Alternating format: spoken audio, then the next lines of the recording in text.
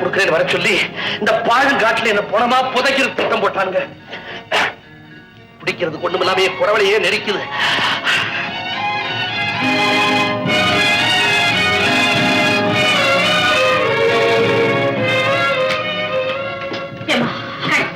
அப்பா, அந்த காளி கோயில் கண்ணங்கிட்ட இதை வாங்கறதுக்குள்ள நான் என்ன பாடுபட்டேன். இந்த பரமா வாங்கினதோட சரி, இனிமே நீதான் போய் வாங்கி கொடு. சரி சரி, சீக்கிரமா கொண்டு போய் கொடுமா, அவர் தவிச்சுக்கிட்டு இருக்காரு. ஏன் ஏன் பெரிய மனுஷன் என்ன சாஞ்சிட்ட? இந்த என் உயிரு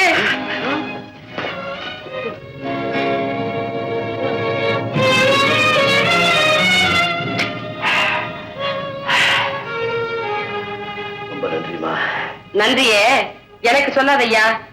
உன் பொண்டாட்டி கிட்ட சொல்லு, இதை நான் வாங்கி கொடுக்க முடியாது, எவ்வளவோ தகராறு பண்ணு, எப்படியாவது உனக்கு வாங்கி கொடுக்கத்தான் வேணும்னு என் காலை பிடிச்சுக்கிட்டு கெஞ்சிராயா அந்த பொம்பளை.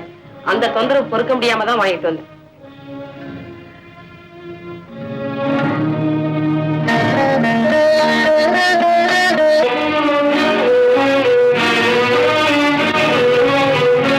ஐயா, எங்க வீட்டுக்காரருக்கு இது சாப்பிடுற பழக்கம் உண்டு. இது சாப்பிடலன்னா ராத்திரில அவரால் தூங்கவே முடியாது. ஒரு பாட்டில் கொடுக்குறீங்களா? பணத்தை எடுங்க. பணம் என்கிட்ட இல்ல ஐயா. I am very sorry. கடனுக்கு வியாபாரம் நான் செய்யறதில்ல, நீங்க போகலாம்.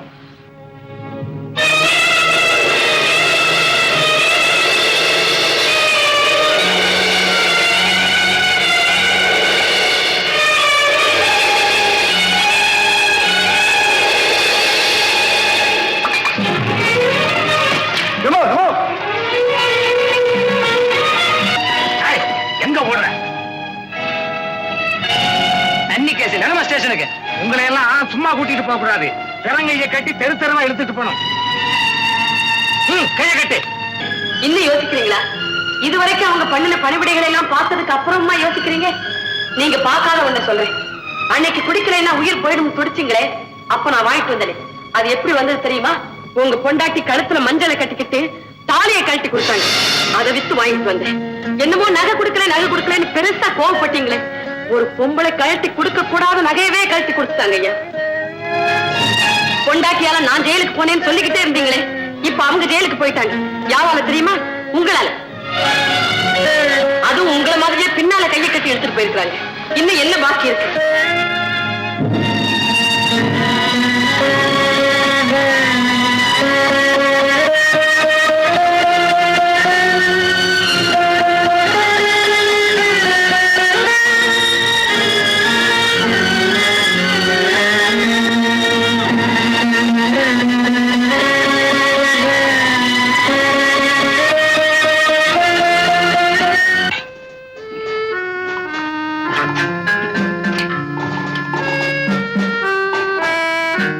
எல்லாமே சுத்துது. எனக்கு ஊச்சு கொடுத்தது யாரு? பையன் பையன் பையன். வெரி குட் பையா, வெரி குட் பையா. பையனா? பின்ன வேட்டியும் சுபாவும் போட்டுட்டா நீ பொண்ணுன்னு நான் ஏமாந்துருவனா? இந்த காலத்துல ஆம்பளை பசங்க எல்லாம் பொம்பளைங்க கட்டுற புடவையில தான் சட்டையே தச்சு போட்டுக்கிறானுங்க. என் பையன் கூட அப்படிதான். கூட சந்தேகமா இருந்தா என் பொண்டாட்டி பக்கத்து ரூம்ல தான் இருக்கா, போய் கேட்டுப்பா. ஏதோ சொல்லிட்டு இருந்த பாதியில நிறுத்திட்டீங்களே, அப்புறம் இந்த பாதியை குடிச்ச உடனே மீதிய சொல்லிடுவேன். தீபா இல்ல தீபா, தீபாவை சும்மா காட்டிய விளையாட்டுக்கு என் பையன் காந்தன் கடத்திக்கிட்டு போய் டிராவலர்ஸ் பங்களால ஒழிச்சு வச்சிருங்க. அப்புறம் தூக்கமா வருது. சொல்லிட்டு தூங்குங்க. சொல்லிட்டு தூங்குவா, தூங்கிட்டு சொல்லவா? சொல்லிட்டு தூங்குங்க. பையா, தங்கதுரைய பார்க்க விடாம இந்த கனகா இல்ல கனகா அவளை நான் எங்கேஜ் பண்ணிட்டேன். அந்த சிரிக்கி சொல்றாளா என்ன தூக்கல ஏத்துவேன். அவன் மூக்குக்கு 30,000 ரூபாய் வேணுமா, 3 ரூபாய் கூட கொடுக்க மாட்டேன். கனகா எங்க? உள்ள இருக்க. அவன் வரதுக்குள்ள கொஞ்சம் ஊத்துட்டேன். உள்ள நல்லா விளையாடலாம். நான் ஊத்துறேன். அப்புறம் என்ன நடந்தது? அப்புறம் செல்லம்மா அப்பா செல்லம்மான்ட்டு என் வீட்டுல வேலை செய்யறாங்க. அவ கள்ளப்பாட்டு வேஷம் போட்டுட்டு பாவன் காட்டு பங்களா பவுடூர் பங்களா இல்ல அதுல தங்கதுரையும் அவங்க சம்சாரத்தையும் உள்ள போட்டு அடைச்சிட்டா. அவங்க 2 பேரும் கஷ்டப்பட்டு பேசி நேரம் ஒன்னா ஆயிட்டு இருப்பாங்க. இவன் இந்த கனகா தம்பி அவ போட்ட திட்டம் கோயிந்தாடா பையா கோவிந்தா.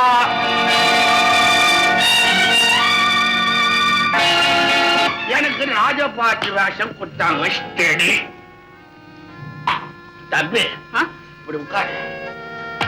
எப்படி நம்ம திறமையெல்லாம் நான் சொல்றேன், முதல்ல தூங்கு.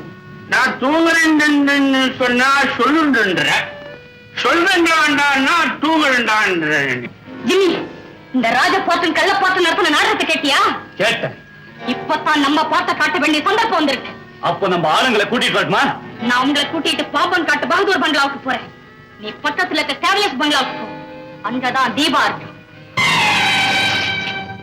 கனகா, நீ எங்க எப்படி? அது இருக்கட்டும், நீங்க எங்க எப்படி? என் மனைவி ஒரு ஆபத்துல சிக்கிக்கிட்டா, அவளை மீட்க போறேன். வெட்டி எறிய போறேன்னு சொல்லிட்டு வேலி போட்டு காட்டு ஏற்பாடு நடக்குது போல இருக்கு. கனகா, என் மனைவியை இதுவரைக்கும் கள்ளிச்செடி நினைச்சுட்டு இருந்தேன். அவ ஒரு முள்ளக்கொடின்றது இப்பதான் எனக்கு புரிஞ்சது. ஓ, திடீர் ஞானோதயமா? நீங்க தாராளமா உங்க மனைவியோட சேர்ந்து வாழலாம். நான் தடுக்கல. எனக்கு ஒரு வழி சொல்லிட்டு போங்க. உனக்கு எதுக்கு நான் வழி சொல்லணும்? என் கூட வாழ்ந்திருக்கீங்க, மனைவி ஆட்டிக்கிறேன் வாக்கு கொடுத்திருக்கீங்க. அதுக்கு வழி சொல்லுங்க. வழி சொல்லலன்னா வழக்கு போடுவியா? வழக்கு போட்டுட்டு வாய்தாவுக்காக காத்துட்டு இருக்கிறது என் வழக்கமே. இந்த பத்திரத்துல உங்க கையெழுத்த போடுங்க. இதுல விவரம் எதுவும் இல்லையே. உங்க சொத்துல எனக்கு எவ்வளவு வேணுமோ அதை பின்னால எழுதிக்குவேன். பேசாம கையெழுத்து போடுங்க. முடியாது. உன்னால என்ன செய்ய முடியுமோ செய்துக்க.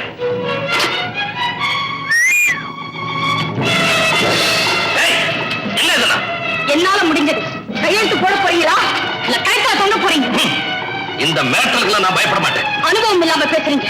தொங்க போறது உங்களுக்கு புதுசு, ஆனா எனக்கு பழசு. நீங்க கையெழுத்து போடல, தூக்கில போட்டுடுவேன். தூக்கில போட்டுடுவேன்.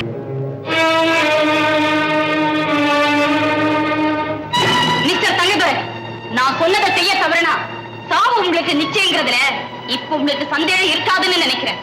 சம்மதிக்க போறீங்களா இல்ல பிணமாக போறீங்களா? என்னுடைய நாணயத்துக்கு பரிசா கிடைச்சது என்னுடைய சொத்து.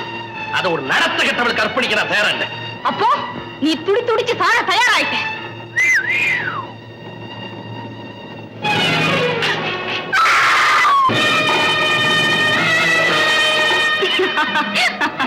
நானே எதிர்பார்க்கல. நீ தொங்க போற கடைசி நேரத்துல உன் மனைவி உனக்கு தோள் கொடுத்திருக்கான். இன்னும் எவ்வளவு நேரம் அவன் உன்னை தாங்கிட முடியும்? என் உயிர் போற வரையில் என் புருஷன் உயிரை காப்பாற்றே தீருவேன். வேண்டாம் மல்லிகா, என்ன விட்டுரு. அவனுக்கு செய்த பாவத்துக்கு தண்டனையா ஆண்டவனா பார்த்து கொடுத்தது. என்ன தாங்கி பிடிக்காதே, விட்டுரு. இது உங்களுக்கு கொடுத்த தண்டனை இல்லைங்க, ஆண்டவன் எனக்கு வச்ச சோதனை. என் கடைசி மூச்சு இருக்கிற வரையில் உங்களை விட மாட்டேன்.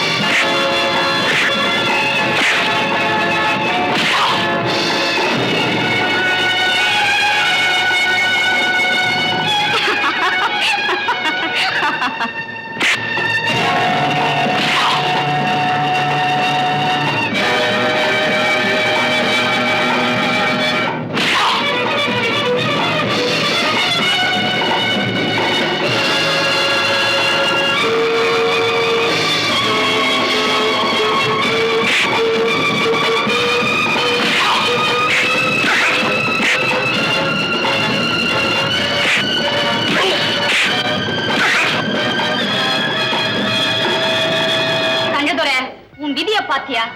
உன்னை கொல்ற பாவம் முழுக்க முழுக்க என்னத்தான் தேரும்னு நினைச்சேன். இப்ப அந்த பாவத்துல பண்டெடுத்த உன் மனைவியும் வந்திருக்கு. உன்னை தூக்கி சுமக்கிற உன் மனைவி துவண்டு விழ போறா. அவ பார்வையிலே நீ துடி துடிச்சு சாக போற.